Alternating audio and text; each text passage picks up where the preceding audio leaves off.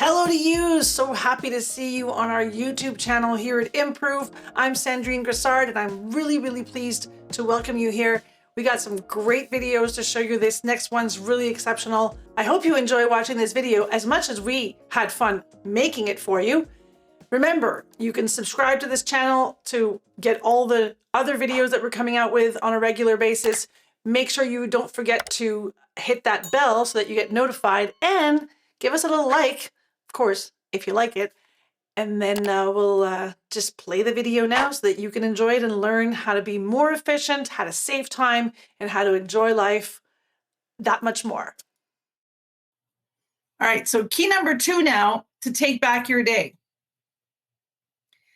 is really to think, well, in most cases, what we see in people's calendars is that they either have a full calendar without any flexibility, or it's empty and they react to whatever happens in the moment. So that's why I was telling you the time blocking is so important. Now, we did some time blocking with an actual task that had to be done, but I encourage you to also do time blocking before the tasks. So that's why you'll see that I have some focus time moments in my agenda. So this one, I obviously was booked a course, so that didn't work. But let's say I have some emails, follow-ups that I need to do. So what I would do here is I could just do email follow-ups. Or let's say this focus time here, I don't have enough with just this one block of focus time. So I'm going to say, you know what, this focus time here, I am going to make sure that this focus time gets repeated.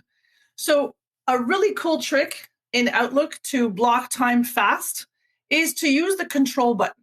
So I don't know how familiar you are with the control button, but let me show it to you because it's quite neat. So today we're the 16th. So I'm going to hit the control on my keyboard. I'm going to press down the control button, which is the button right below your shift on the left side of your keyboard. And then with my mouse, I'm going to unclick the 15th. So by unclicking the 15th, you see how the 15th just disappeared? Because that was yesterday. Not much I can do about the past. And I know that on the Friday, I already have focus time planned and I have a huge meeting that day. So I'm going to unclick the 19th as well. So now I'm left with 16th, 17th, 18th. And then I want to make sure that I'm going to show next week. So I want to see Monday the 22nd and I want to see Tuesday the 23rd. You see how now I'm able to really control exactly what I see on my screen by simply hitting these dates in the agenda here in this month, and by using my control button on my keyboard. So control click is your best friend in Outlook. Just saying, especially in the calendar, control click, you're going to love it. So one of the things I want to do here is make sure I add more focus time just so that I have time to work on the important things that I need to work on. So for example, if I wanted to have another focus time moment here at 3:30 on the 23rd, I can hit the control. I'm going to click and drag it. And it's really important that when you're doing that, you release the button of the mouse before you release the control. If I release the control before the mouse, I'm actually going to move it, which is not what I want to do. I want to duplicate it. So I'm going to release that. And you see now I have a focus time here, there, and the next time. So every basically Thursday, Monday, and Tuesday, I'll end up having focus time at the same time.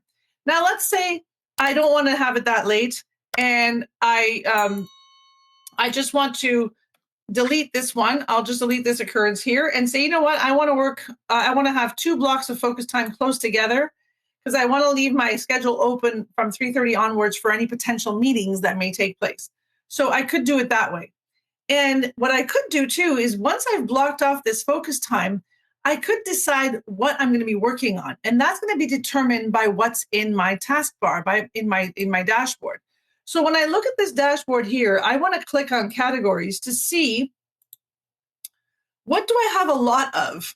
So maybe I have a lot of reporting to do. Maybe I have a lot of talent work to do. Maybe I have a project here to work on. I have consultations. I have a lot of other things. So I could say, you know what? I have some reporting to do. So let me block off time for reporting. And so how I'm going to do that is I'm going to right click on the focus time. I'm going to choose a category and say, make that reporting time. And so, okay, there. So my reporting is here. Then I'm going to say, well, this is going to be for consultations.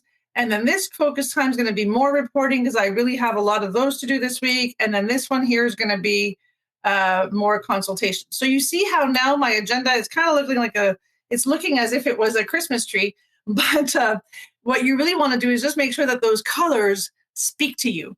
So every time you see these elements in your calendar, you know exactly that, yep, you've blocked off time to work on those reports. You've blocked off time to work on those consultations. You really have time in your agenda to get your work done, because yes, it's important to meet people, but it's also important to get work done. Now, don't get me wrong. If you're in a customer service role and you need to be basically answering calls all the time and just being at everybody else's service, well, in that case, you might not block off as much time. You might only block off about 15% of your work schedule.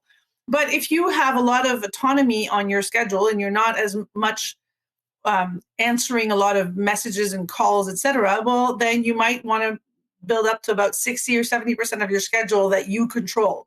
So it really depends on the type of work you do and what your role entails.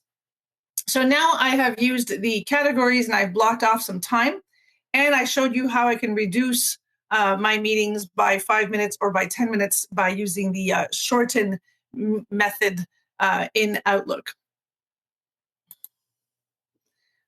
So I don't know if you're seeing right away the kinds of things you can do to really help you out with saving time. Yes, it is a really, really great feature, the control click. Love it. So was that neat? Did you learn a bunch of stuff? And are you just like completely pumped about what you can do now, because now you got more time on your hands and more relaxed moments in life so that you're not so stressed and overwhelmed? That's the whole point of all of our videos. So we know we hit the spot.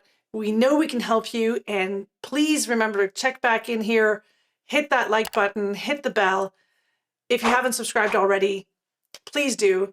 And we'll be coming out with more videos, more tips and tricks to show you how to be more efficient with technology or without, because efficiency is our middle name. Thanks for watching our Improov channel. Again, I'm Sandrine.